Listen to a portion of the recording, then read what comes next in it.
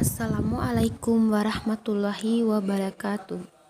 Perkenalkan, nama saya Hayatul Nufus. Saya dari kelas Teknik Industri A dengan NIM 2018 012 010. Di sini saya akan menjelaskan sedikit tentang mesin bubut, mencakup dengan fungsi, karakteristik, bagian-bagiannya, proses pengerjaan produk di mesin bubut. Oke, langsung saja saya akan masuk. Sebelum kita mempelajari bagaimana cara menggunakan mesin bubut, kita wajib mengenal apa saja bagian-bagian mesin bubut dan fungsinya. Yang pertama, kepala tetap. Pada kepala tetap ini terdapat poros spindle mesin yang berfungsi sebagai tempat kedudukan cekam, sehingga ketika poros spindle berputar maka cekam akan berputar. Yang kedua, alat pencekam. Alat pencekam ialah alat yang berfungsi untuk mencekam benda kerja yang akan disaya menggunakan mesin bubut. Ketiga, motor penggerak. Motor penggerak berada di bawah kepala tetap atau gearbox, berfungsi mengubah energi listrik menjadi energi mekanik atau memberikan mesin tenaga untuk bergerak. Keempat, tombol emergency stop digunakan dalam keadaan darurat untuk mematikan mesin. Tombol ini termasuk hal yang penting untuk keselamatan kerja. Umumnya mesin-mesin memiliki tombol ini. Yang kelima, handle atau tuas. Handle pada setiap mesin bubut berbeda-beda. Beda pabrik, beda ukuran, beda pula handle-handlenya. Cara menggunakan handle dapat disesuaikan atau berpedoman pada tabel yang menempel pada mesin. Fungsi dari handle ini adalah sebagai macam, antara lain pengaturan kecepatan spindle, pengaturan feeding atau kecepatan pemakaman secara otomatis. Yang ketiga, pengaturan arah pemakanan, pengaturan penguliran, menyalakan dan mematikan mesin, pengaturan arah putaran spindle. Yang keenam adalah eretan.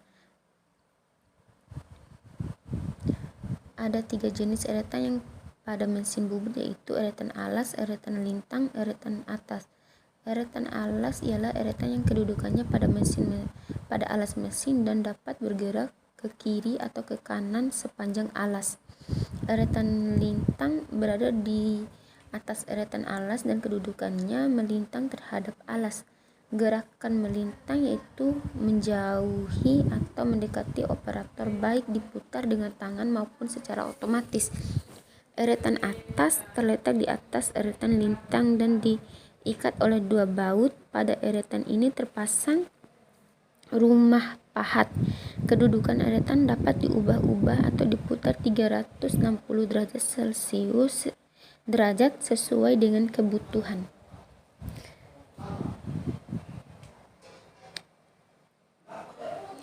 Yang ketujuh, tolpos atau dudukan pahat. Tolpos ini berada di eretan atas, digunakan untuk memegang atau menjepit. Saat proses pembuatan secara umum tolpos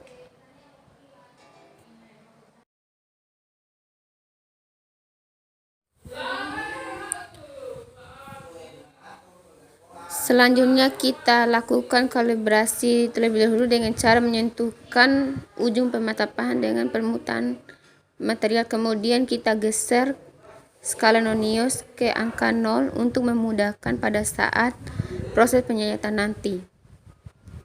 Mesin ini menggunakan ketelitian 0,02 mm per 1 garis. Satu kali pematanan kita atur 10 garis, artinya 0,2 mm kali 1 putaran penuh sama dengan 0,4 mm.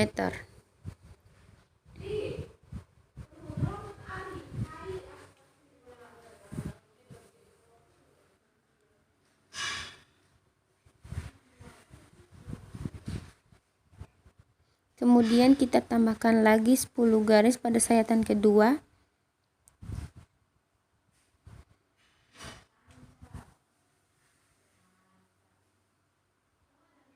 Begitu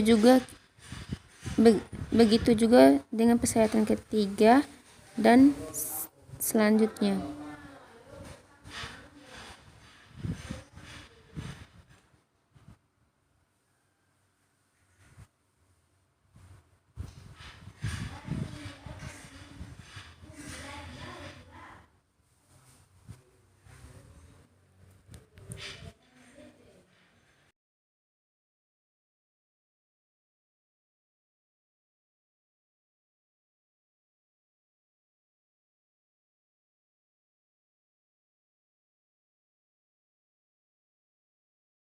Oke, selanjutnya saya akan menjelaskan apa yang dimaksud dengan mesin milling atau fries, mencakup fungsi dan karakteristik benda yang dikerjakan. Mesin milling atau fries adalah suatu mesin perkakas yang menghasilkan sebuah bidang datar di mana pisau berputar dan benda bergerak melakukan langkah pemakanan. Sedangkan proses fries adalah suatu proses permesinan yang pada umumnya menghasilkan bentuk bidang datar karena pergerakan dari meja mesin, di mana proses pengurangan material benda kerja terjadi karena adanya kontak antara alat potong yang berputar pada poros dengan benda kerja yang tercekam pada mesin. Ini mempunyai 14 bagian. Masing-masing bagian mempunyai fungsi tersendiri. Berikut ini adalah bagian dan mesin fries dan fungsinya. 1. Base atau alas mesin. Alas mesin menjadi bagian yang paling bawah. Fungsi dari bagian ini yaitu sebagai fondasi atas mesin milling. Selain itu juga berfungsi untuk tempat pembuangan coolant yang tidak dipergunakan lagi. Kedua, badan atau kolom mesin. Bagian badan atau kolom mesin ini mempunyai ciri khas berbentuk seperti ekor burung dalam posisi tegak. Posisi badan mesin sangat kokoh dan tegak. Salah satu dari fungsi bagian ini yaitu sebagai gerak turun naiknya lutut yang membawa meja dan sadel. Ketiga, lutut atau knee. Pada bagian ini mempunyai dua buah alur yang berbentuk seperti ekor burung tegak lurus. Satu dari ekor tersebut berpasangan dengan sadel, sedangkan ekor lainnya berpasangan dengan kolom atau badan mesin.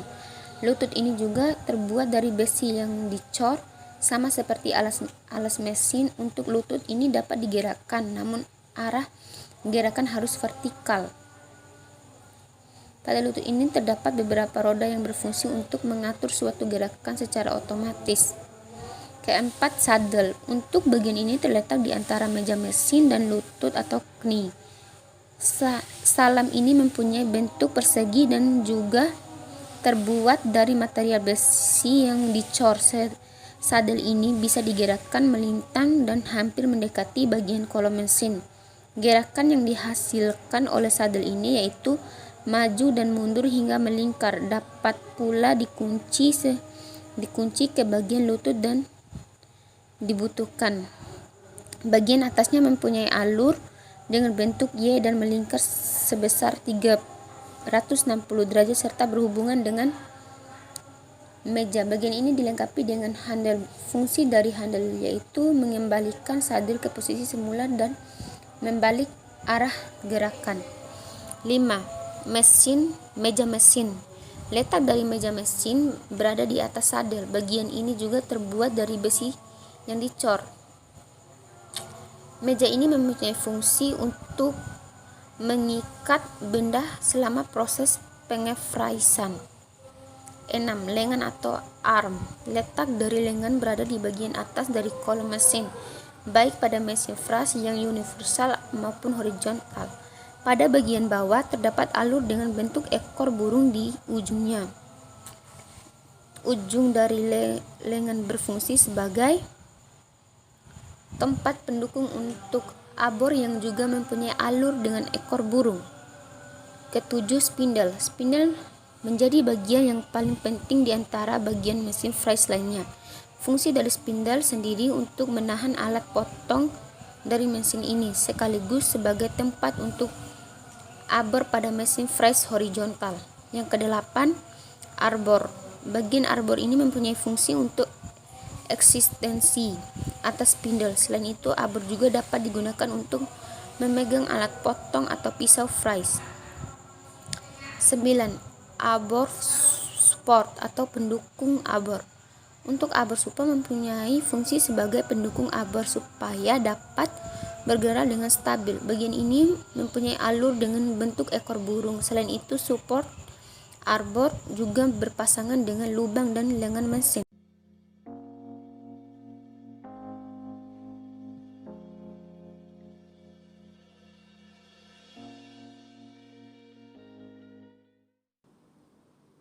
Mengganti cuk sesuai dengan bentuk benda kerja yang akan dibuat.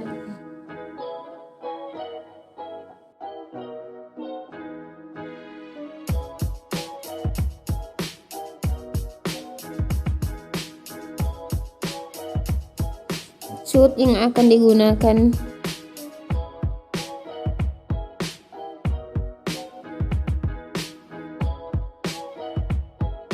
Pastikan nomor rumah cuk sesuai dengan nomor cuk.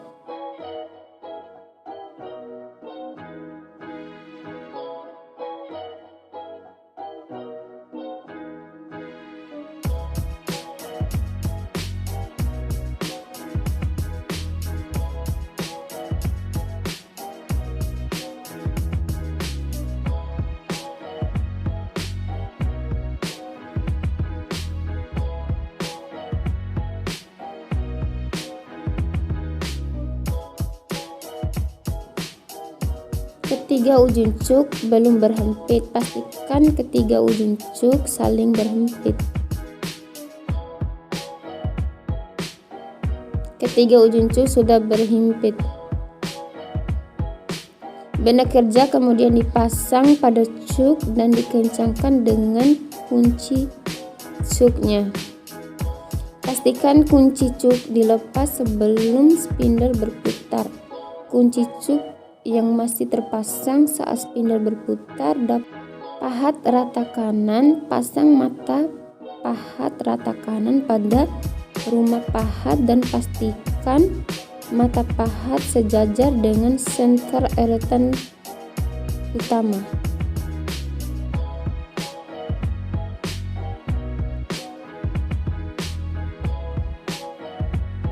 Kunci dan kencangkan mata pahat dengan kunci Inggris.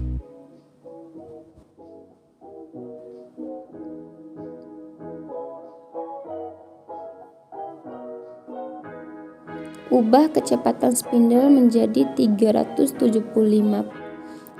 Putar spindle ketika tuas kecepatan spindle diubah.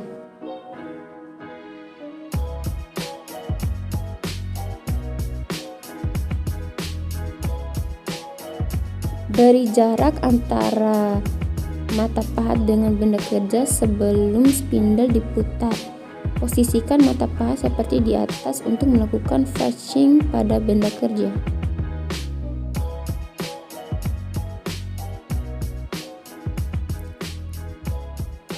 Tekan reef untuk melakukan fetching pada benda kerja.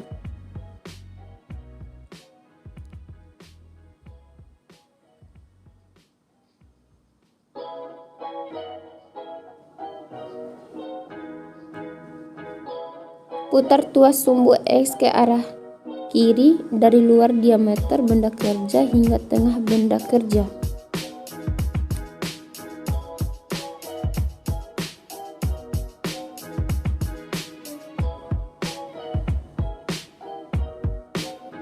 Mode otomatis dinyalakan dengan menaikkan tuas otomatis.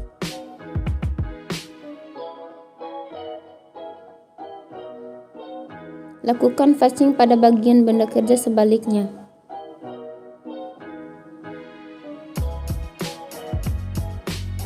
Ganti eretan utama dengan mata pahat drill.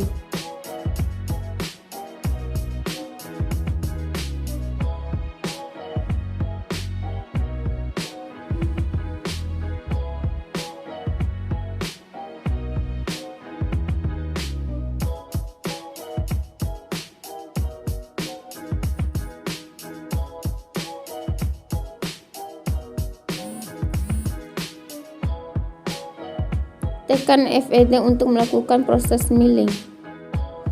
Dorong eretan hingga mendekati benda kerja, namun tetap beri jarak antara mata pahat dengan benda kerja. Kunci eretan utama, lalu putar tuas eretan utama ke arah kanan untuk gerakan maju mendekati benda kerja.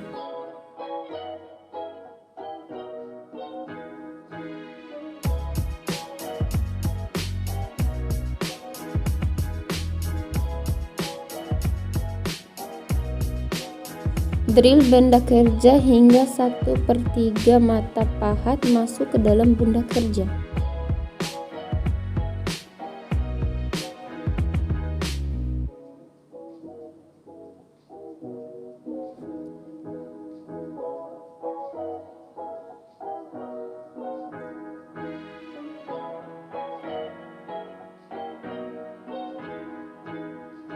Ganti mata pahat drill dengan mata pahat bor.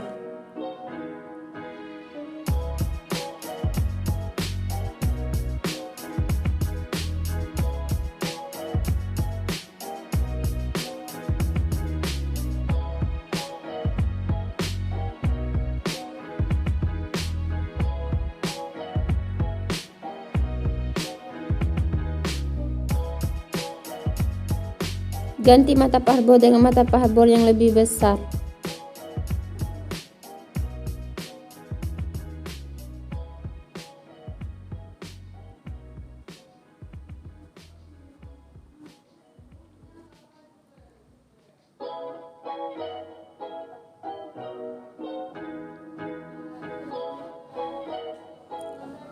Beri jarak mata pahat dengan benda kerja sebelum spindle diputar.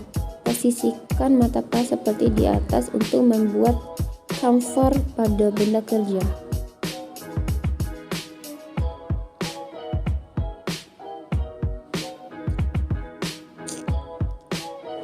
Tekan FED untuk melakukan proses putar tuas sumbu J ke arah kiri hingga bentuk chamfer yang diinginkan.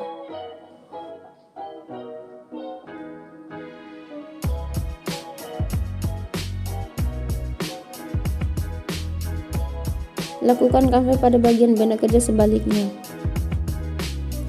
Pasang benda kerja pada shaft pemegang, kencangkan mur dengan kunci Inggris pada pencekaman.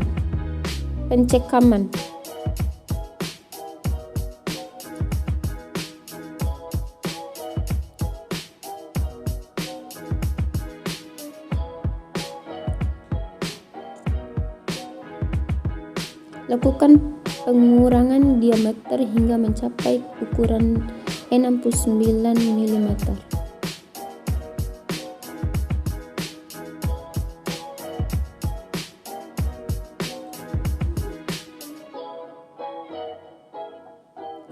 Beri jarak antara mata pahat dengan benda kerja sebelum spindle diputar. Posisikan mata pahat seperti di atas untuk mengurangi diameter pada benda kerja.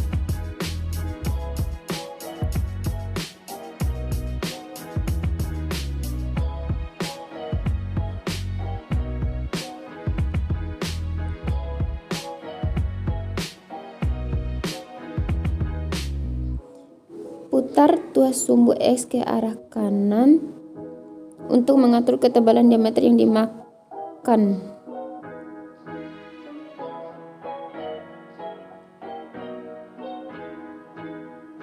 Putar tuas sumbu J ke arah kiri sehingga seluruh diameter benda kerja termakan.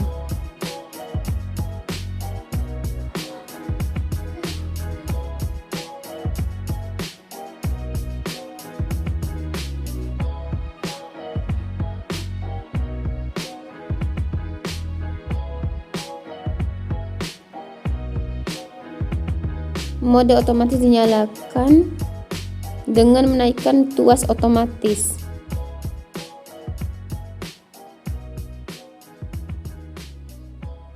Tekan dulu untuk melakukan proses pemakaman diameternya.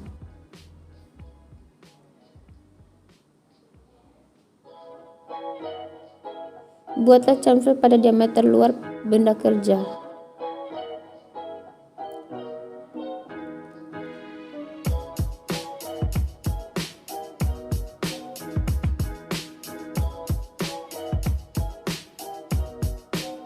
Proses pemasangan pada mesin fries kurang lebih sama dengan pemasangan pada mesin bubut konvensional. Pasang benda kerja pada mesin fries.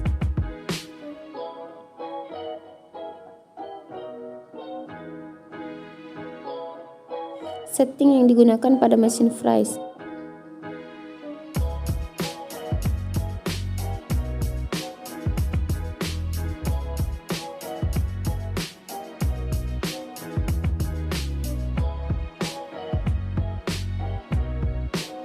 Kencangan seluruh tuas dan mur pada mesin fries.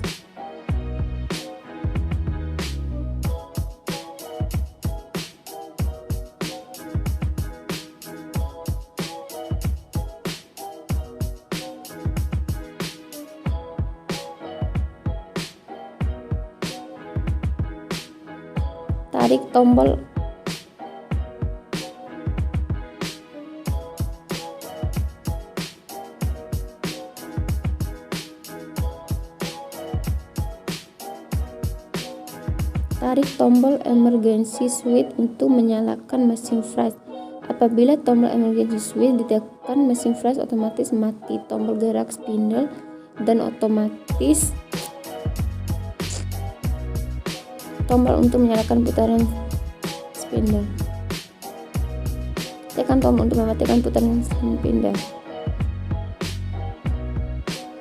Tombol otomatis pada sumbu X.